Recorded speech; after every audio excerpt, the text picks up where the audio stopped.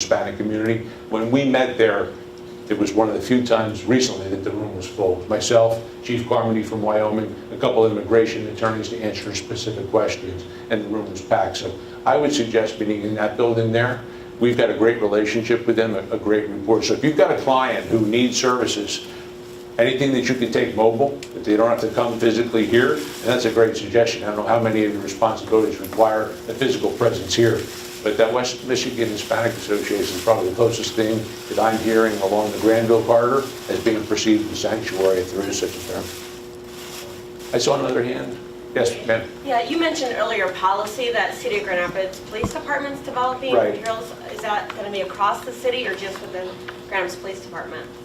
Potentially both, and I feel like the police department's always at the tip of the sword. I mean, when it comes to racial diversity, when it comes to implicit bias, when it comes to policies that have disparate outcomes, everyone always looks at the police department. Right. No one looks at the other services. It doesn't see, I should have been a firefighter. It's not equitable.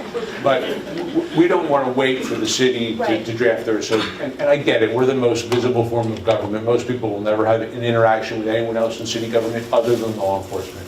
So we do have standalone policy and procedure. We're pursuing now accreditation. There's a Commission for Accreditation of Law Enforcement Agencies that has best practices for throughout the country for law enforcement. Okay. So we're working with them to draft a policy that will help answer some of these questions and help with this very at-risk community, very fearful community at risk. You can tell I haven't had coffee since 7 o'clock. And I was going to say, we have received some information here from other counties, specifically Washtenaw, who are making materials available in other languages. Yep. And I think that their chief of police and maybe their county sheriff have did some community forums as well. So they have. I was just posting things different languages. I think that is a good start. But you also mentioned, as soon as you do that, and I think that's something we could do here in public health. We have great relationships. We have the opportunity to build rapport with the clients that we serve, more so maybe than other areas of county government. But like you said, as soon as you do that, that criticism that you may receive as a result of doing that, so what kinds of messages would you give other leaders in county or city government on how you will push through that when you get that criticism? Well, to the one point that you made, you're right. I was with Gary Clayton, the sheriff of Washtenaw County, for the last couple of nights, and they are very progressive.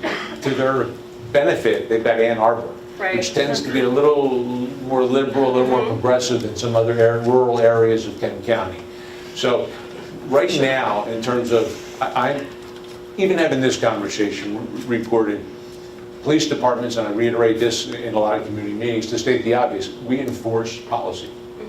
If the city decides that we're becoming a sanctuary city, if the elected officials decide to forego the federal funding for the benefits that they think that sanctuary city status will provide our immigrant population, and we create our own detention center, and we no longer house prisoners in the Kent County, then that's a political decision, and I'll be obligated to follow, to work within those parameters. Until that time, though, the guidelines that I have, I think, are relatively clear. We've got officers who are assigned to federal task forces. They're not assigned to federal immigration task forces. They're assigned to drug task forces. They're assigned to the U.S. Marshals Task Force and the FBI Violent Crimes Task Force. Now, will any of those task forces result in the arrest of someone who's deported? No doubt. My fear is that story would then be translated into, we were arrested by a task force officer, TOF, task force officer, who ultimately ended up in the deportation of someone. So in terms of city leaders, I really differentiate between the elected, which in this case I guess would be county commissioners, and the appointed, which is myself, or in the case of the officers, those who are civil service. So are these discussions that you get a chance to have with county commissioners, or is that going to happen in a vacuum? I don't think we've had those conversations yet. Just when you see like neighboring counties posting information in their buildings, sharing things with their staff, mostly messages that to communicate to the individuals that we serve that you're welcome here. I think that's something that we could probably look at, but I think we'd also have to have that larger conversation with those that we report to. Right. You answered it. Amazing. Well, it's about 20 of. Yes. So when you're talking about the serious crimes, I think you said level 1 and something like that. Part 1 and crime, then they would be or deported. Right. Do they have a trial before they're deported? I mean, okay. So Well, they're detained for a while until they have a fair trial. Yes and no. That's a great question, and it just goes to how difficult this issue is. So when you're arrested, there's a detainer placed upon you. So assuming that there's probable cause for your arrest, which is what it takes to get you booked in there, depending on the crime, you may be deported before your trial takes place. The mere fact that you're here illegally and have been charged with that crime is enough to trigger the deportation mechanism. So you don't have to be arrested, you don't have to be convicted for murder. If you're arrested for murder, you're going to get deported. So to that question, I guess, are there innocent people who potentially could be arrested, have immigration detainers placed on them, and be deported for crimes that they didn't commit? It's definitely, the potential is definitely out there. It's kind of segueing into a different conversation, but just for my own personal benefit, because I'm selfish like that. The race-based study that came out the other day, we got quite a bit of coverage, so I just want to kind of give you in a nutshell what we did, and as ambassadors and fellow employees, public sector employees, I appreciate you being well informed, and if you hear conversations come up around this issue, you can kind of help us out a little bit. What we did is we provided an outside consultant 3 years worth of traffic stop data. So that had already occurred. It was traffic stops from 13, 14, and 15. And then he hired individuals to go stand at 20 different intersections and count the demographics of the motoring public.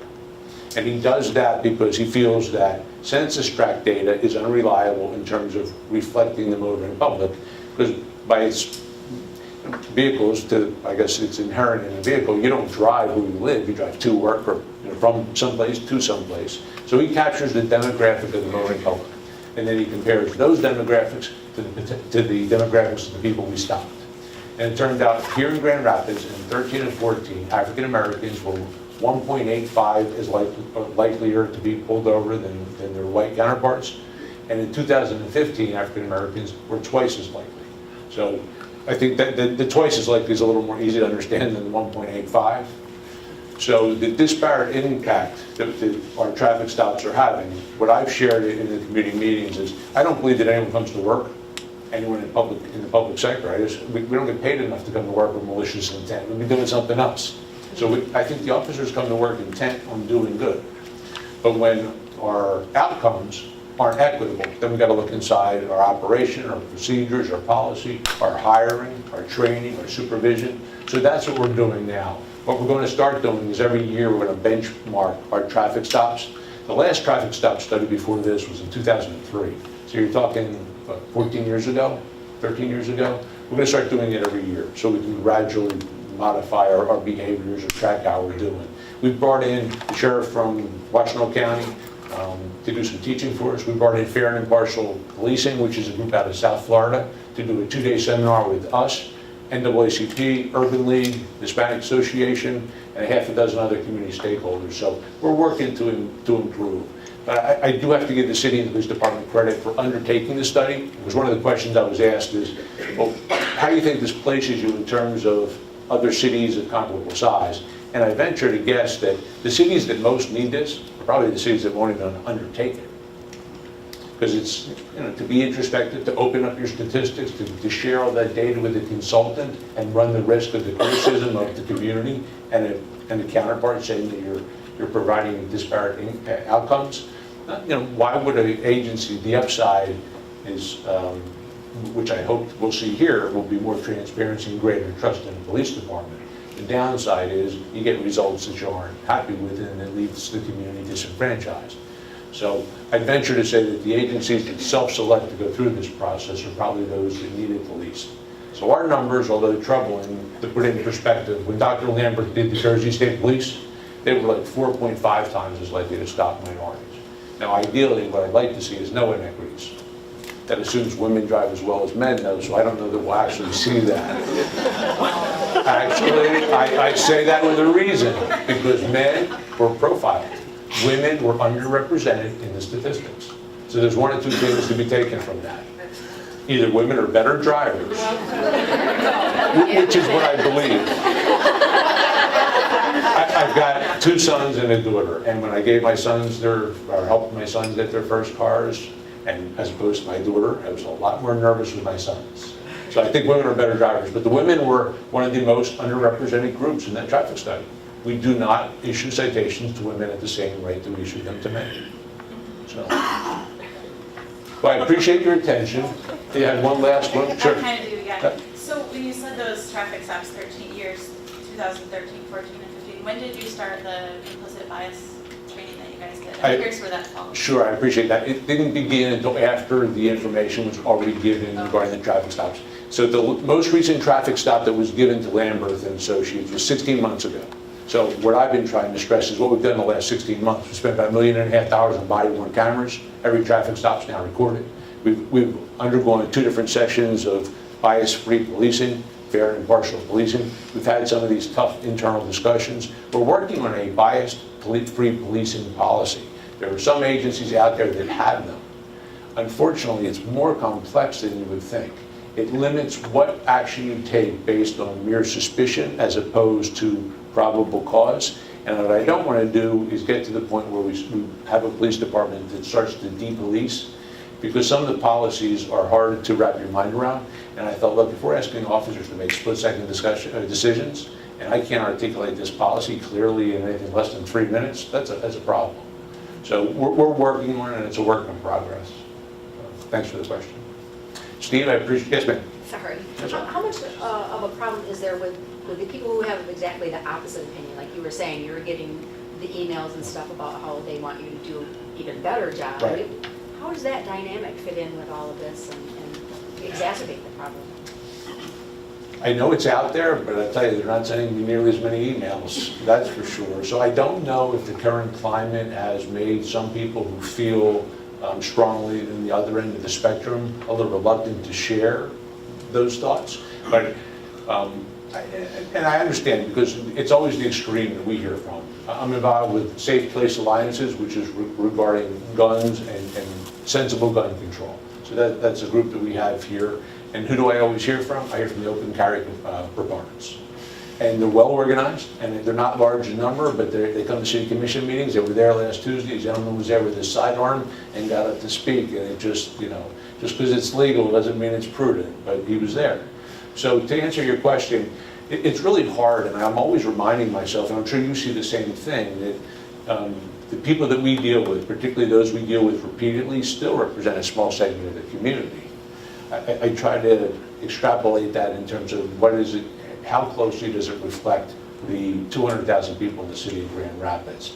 That's hard for me to gauge, because even when I go to community meetings, inevitably I see the same 15 or 20 faces who are the regulars. There was one gentleman, we had 5 different community meetings on the traffic stops, and he came to all 5 meetings. I wanted to ask him, what do you do for a living? But, so it's tough. It sounds just like the vaccination debate. The Same. anti-vaccination crew is the most vocal 1% But then you on hear the planet Earth, and you hear, yeah. Well, it's funny, because when I lived in Franklin, Tennessee, I was the chief there. One of the big issues was the fluoride in water.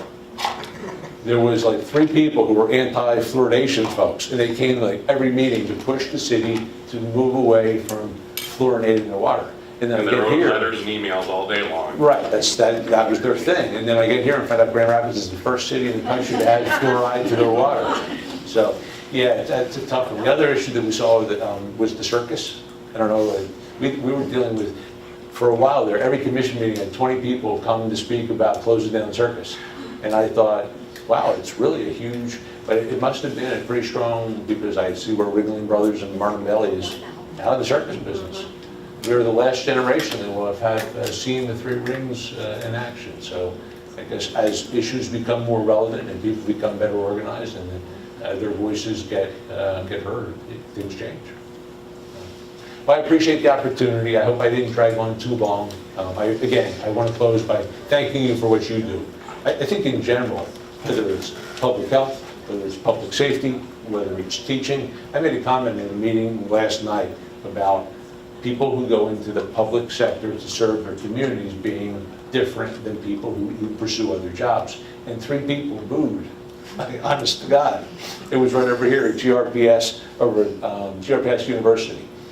A couple of people booed, and I was stunned for a second, and then I kind of continued But afterwards, I had a woman come up to me and she said, well, you're no different in the public sector in terms of the services you provide the community than I do. And I said, well, what is it you do? And she said she was a hairdresser. And I just didn't know what to say to her. So I think at least amongst our group, and by our group, I mean people who go out there to make our communities safer, healthier, more vibrant, a little pat on the back and appreciation internally goes a long way. So I know we in law enforcement appreciate your role here in health services. So keep on doing what you do, and we're there as your partner. So thanks. Thank you.